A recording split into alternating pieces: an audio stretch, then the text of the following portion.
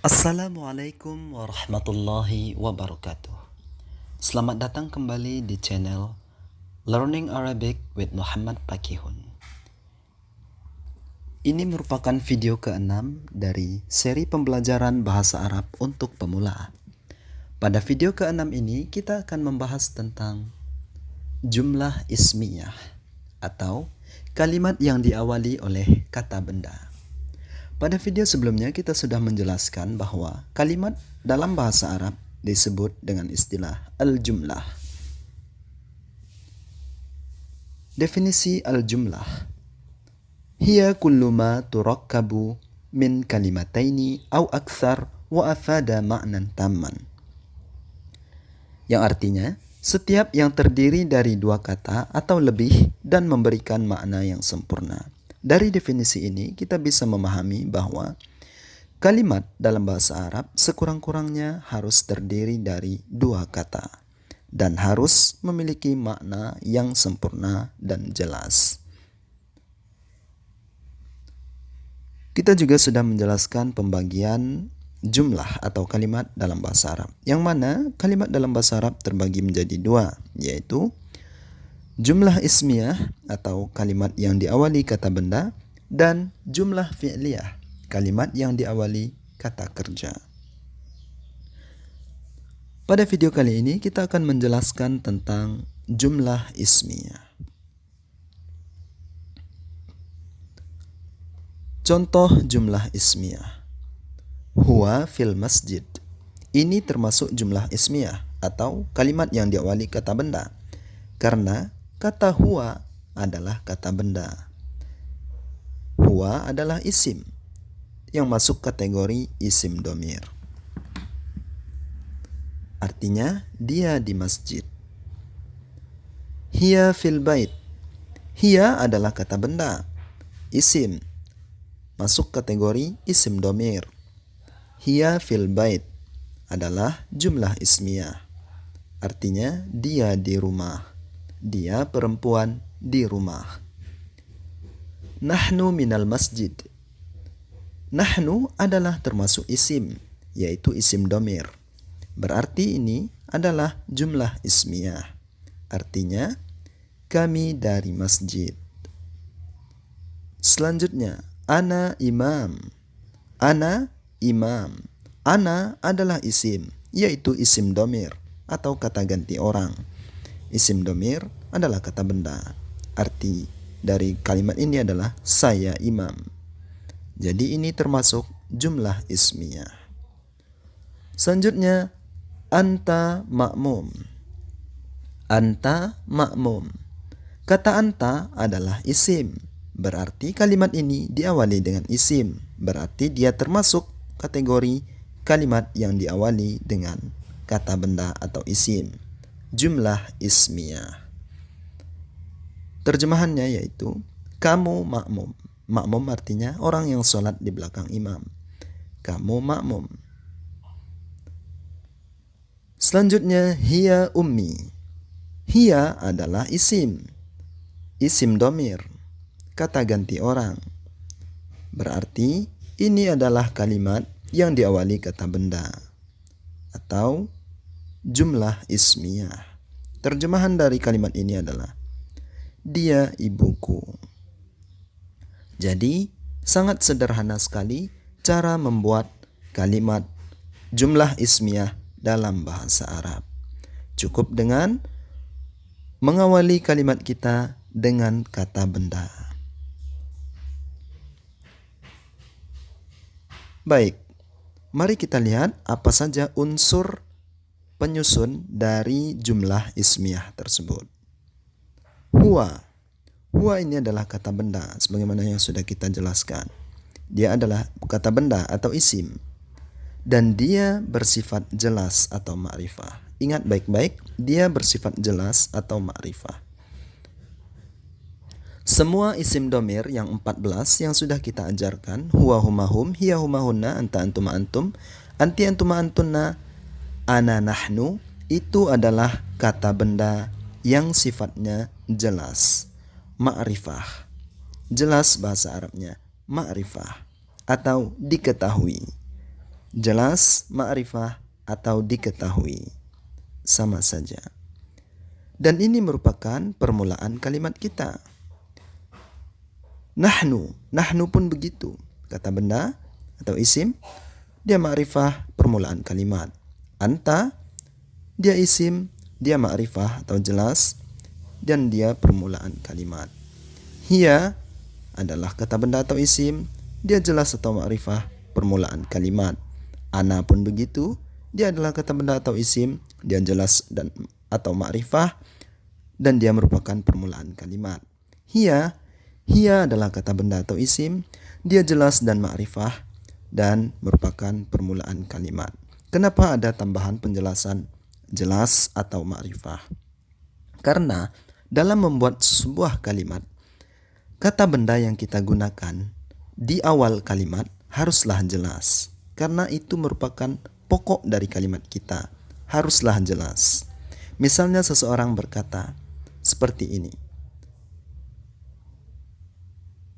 Seorang lelaki telah pergi ke pasar. Maka kalimat ini tidak jelas karena dia menyebut seorang lelaki telah pergi ke pasar. Tetapi yang jelas adalah lelaki itu telah pergi ke pasar. Itu baru kalimat yang jelas. Nah, dalam bahasa Arab hal itu berbeda.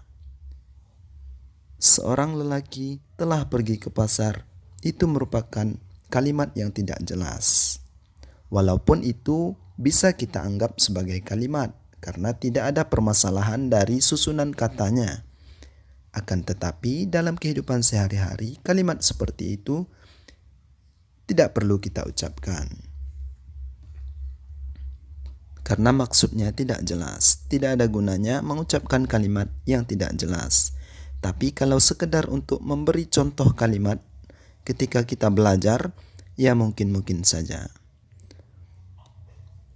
Jadi, permulaan kalimat jelas dan ma'rifah, dan dia kata benda atau isim, itu istilahnya dalam bahasa Arab adalah mubtada. Mubtada artinya permulaan. Terambil dari kata ibtada'a yabtadi'u, ibtida mubtada, artinya permulaan. Jadi kata benda yang ma'rifah atau jelas dan dia merupakan permulaan atau awal kalimat, itu istilahnya dalam bahasa Arab atau istilahnya dalam kajian tata bahasa Arab adalah mubtada. Lalu kata yang datang setelah mubtada ini seperti fil masjid atau fil bait atau minal masjid atau imam atau makmum atau ummi pada contoh kalimat kita ini, itu adalah penjelasan untuk kata yang berposisi sebagai mubtada kalimatnya. Saya ulangi sekali lagi, kata fil masjid itu adalah penjelasan atau berita atau kabar mengenai kata huwa yang berposisi sebagai mubtada atau awal kalimat kita. Nah, jadi fil masjid dia merupakan penjelasan, berita, atau kabar mengenai kata huwa. Kabar dalam bahasa Arab disebut khabar. Khabar artinya kabar.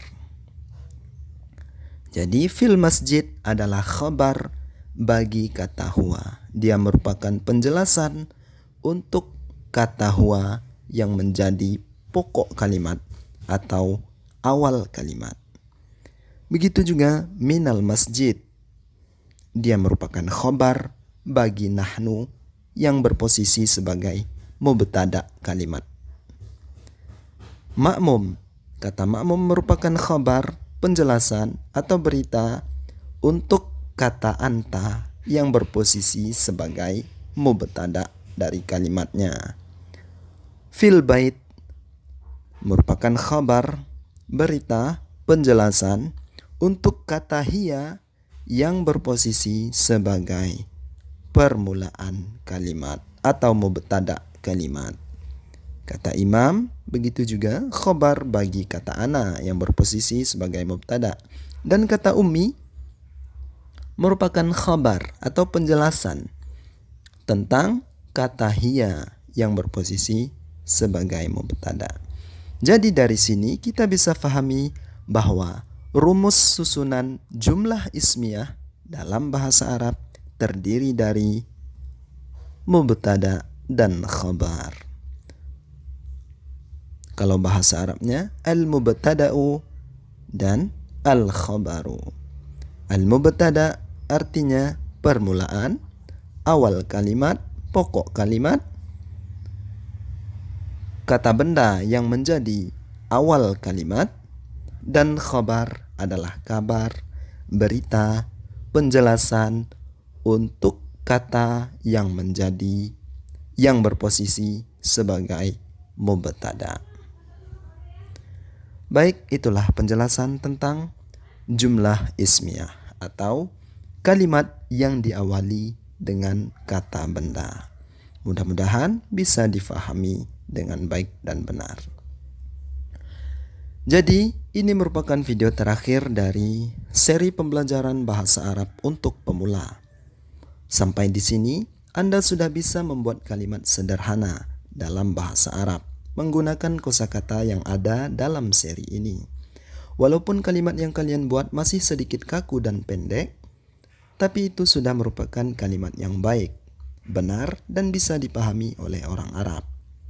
Jika kalian ingin membuat kalimat yang lebih lengkap dengan kosakata yang lebih beragam, lebih bertali-tali, dengan bumbu yang lebih banyak, misalnya dengan keterangan tempat, keterangan waktu, atau dengan objek, dan tambahan huruf-huruf lainnya seperti huruf seruan atau kata tanya dan sebagainya, maka silakan nantikan seri selanjutnya, yaitu seri pembelajaran bahasa Arab lanjutan. Terima kasih sudah menyaksikan video kami. Jika ada kritikan dan saran, silahkan tulis di kolom komentar. Wassalamualaikum warahmatullahi wabarakatuh.